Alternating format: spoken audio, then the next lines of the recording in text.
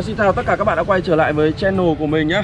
Ngày hôm nay mình sẽ thực hiện một cái thử thách, đó là phi chiếc máy bay Boomerang của mình, xem là nó sẽ bay được bao xa và quay trở lại. Bởi vì có rất là nhiều những cái video của mình máy bay bay rất là xa, đặc biệt là cái máy bay mà Variant cái phiên bản Pro á, thì lúc đó mình bay mình phi thì thật sự là rất là ngẫu hứng các bạn ạ. Nó bay, nếu như mà mình dự tính rơi khoảng 15 m, bay xa nhá, rơi khoảng 15 m đến gần 20 m, nó vẫn quay trở lại vị trí ban đầu của mình.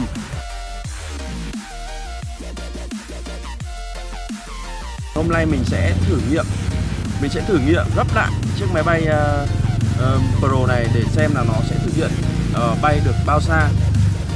Với những chiếc máy bay Boomerang, nhiều khi chúng ta gấp nó cũng sẽ có những cái thành công khác nhau, tùy những thời điểm và cũng tùy vào thời tiết. Nhưng mà hôm nay mình vẫn thử cho các bạn xem nhé. Và bây giờ ở đây mình có chuẩn bị, đó là các cái điểm này. Mình sẽ đo trước các cái cung đường này, sau đó mình sẽ thực hiện phi xem là nó sẽ đạt được bao xa các bạn nhé. Trước hết là mình sẽ đặt 1m1 đi.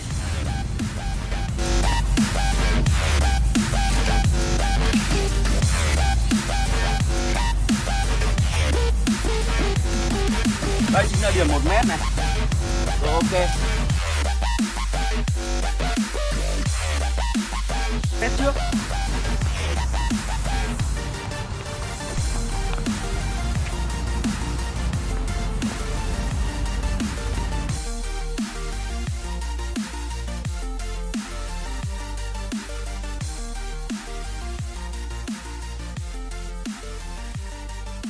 Trước hết là mình ở đây mình sẽ làm mình sẽ chia kích thước này, tổng chiều dài khoảng 9 m các bạn nhé. Nhưng thông thường máy bay Boomerang thì nó chỉ thực hiện chức năng Boomerang chỉ bay lại được tầm 5 m là nhiều. Tuy nhiên là có những cái lúc mà mình gấp mà máy bay tốt, nó có thể bay xa hơn. Với phiên bản Pro mình đã bay được từ tầm 15 m các bạn nhé. Và cái kỷ lục đó thì mình không, rất là khó có thể là xác lập lại, nhưng hôm nay mình sẽ thử xem là bay được bao nhiêu. Rồi, ok, và ở đây là trên tay của mình là cái phiên bản máy bay Boomerang Pro các bạn nhé. Đó. Các bạn lưu ý là để máy bay bay được xa, các bạn dùng cái loại giấy cứng một chút này. Khổ giấy là khổ A5 các bạn nhé. Khổ giấy khổ A5. Thì đây mình sẽ test thử xem nó bay được bao xa.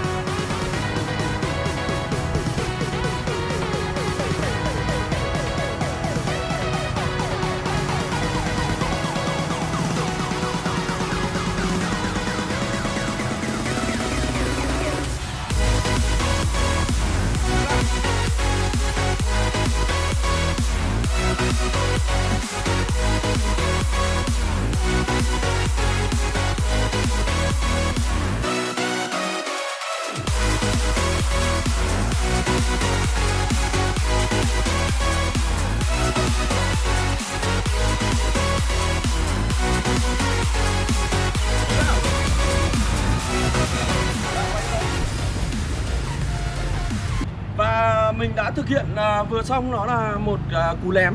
Và có thể là sẽ bay được xa hơn. Thì bây giờ mình sẽ tăng số mét lên. Mình tăng số mét lên và mình sẽ điều chỉnh phần cánh để làm sao có thể là nó sẽ bay xa hơn nữa. Rồi, ok.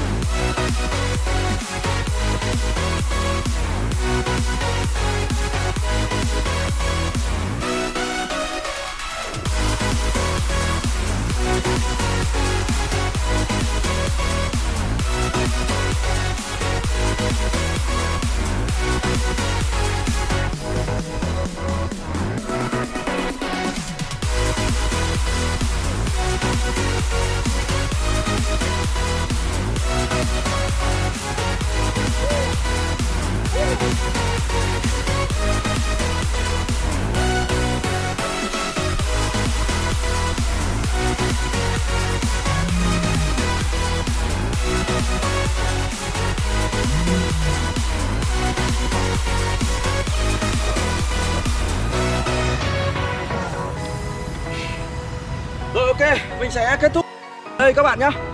Các bạn hãy thử ném những chiếc máy bay Boomerang của mình xem được bao nhiêu mét rồi gửi lại cho mình. Nếu như các bạn vượt